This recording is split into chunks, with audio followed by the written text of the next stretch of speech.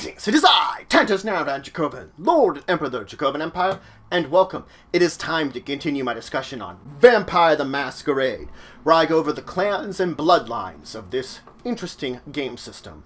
Well, I'm only a few more bloodlines I need to finish up before I've gotten over all the ones we know about today.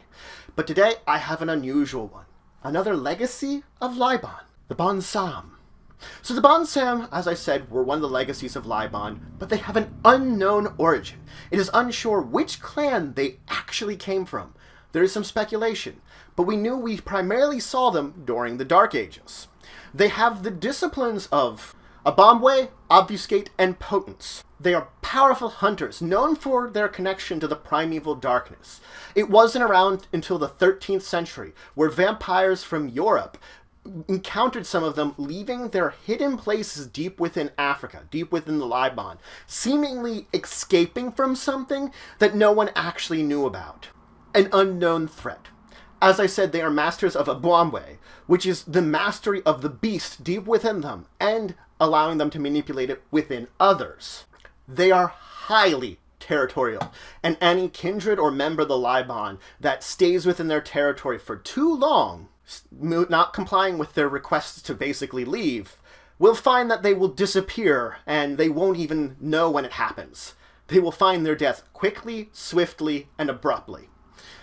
Other members of their Liabon, on the other hand, well, they give more respect. They know that they're not going to hang around long, because each Bonsam has their own territory, and does not leave it without great reason, and wants to return to it. So they know not to intrude on others. So they do give a little more respect to each other when it comes to traveling through their territories. They prefer to embrace from those that are hunters or skilled at the hunt, stalking and killing, avoiding those that have cowardly natures to them. The fact is, for them, gender does not matter. What matters most is experience. So most of those that they embrace tend to be much older, at least middle age if not old age, having a lot of experience with hunting, stalking, killing. Once they embrace, they abandon their child to see if they can survive for a period of time, basically leave them out in the wild. After one of these children seemingly learns the basics and is able to survive, that's when their sire or another elder will approach them and teach them everything they need to know about being a Bonsam. Now, Bonsam are, well, solitary in nature, so they have no real organization. They do keep track of each other, so other Bonsam that are within a certain mile radius of them, they will know about them, and they will communicate with this strange language of kind of quicks and whistles that almost sound bat-like. That is their own language of communication. They have been known to form packs, but only temporarily, to go against some kind of threat that's threatening multiple Bonsam's territory. So if you move into an area and threaten all the Bonsam in that territory, they will unite against you. Now, the Bonsam, the original one, was said to have not been embraced, but been called upon by the darkness and given the dark gift. It is also said that original Bonsam could not pass this gift on through the embrace.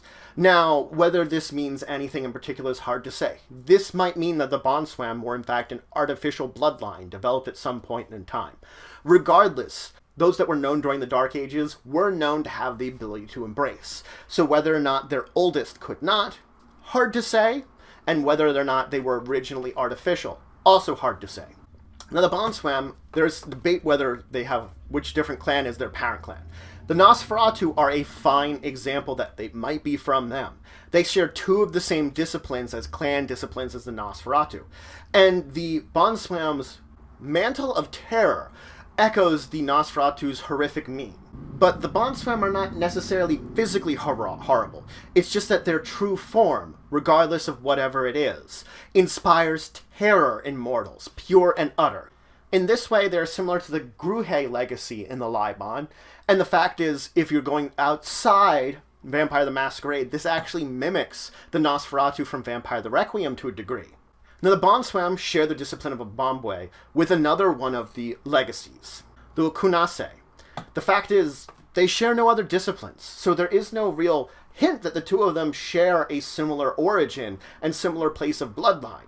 It is more highly suspected that either the leader of one of the leaders of these two clans, the original founders of them, learned the discipline from the other, and then embraced that discipline as one of their own clan and passed it down to their childer.